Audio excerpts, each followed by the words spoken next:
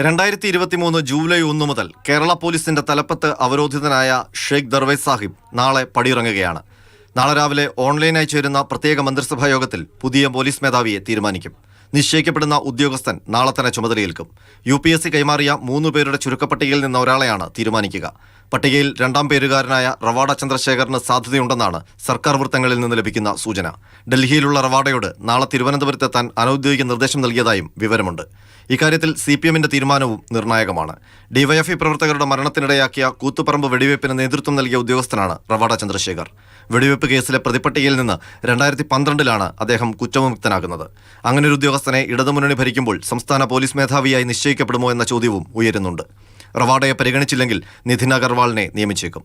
പട്ടികയിൽ 3ാം സ്ഥാനത്തുള്ള യോഗേഷ് ഗുപ്തയ്ക്ക് സാധ്യതകൾ കുറവാണ്. റവാഡയെ തീരുമാനിച്ചാൽ കേന്ദ്രത്തിൽ നിന്ന് കേരള പോലീസിന്റെ മേധാവിയാകുന്ന ആദ്യ ഉദ്യോഗസ്ഥനാകും. നിലവിൽ കേന്ദ്ര ഇന്റലിജൻസ് ബ്യൂറോ സ്പെഷ്യൽ ഡയറക്ടറാണ് റവാഡ ചന്ദ്രശേഖർ. ഈ പട്ടികയ്ക്ക് പുറത്തുനിന്ന് മറ്റൊരു ഉദ്യോഗസ്ഥനെ നിയമിക്കാനുള്ള തീരുമാനത്തിന് വിദൂര സാധ്യതകളാണുള്ളത്. മാതൃഭൂമി ന്യൂസ്, തിരുവനന്തപുരം.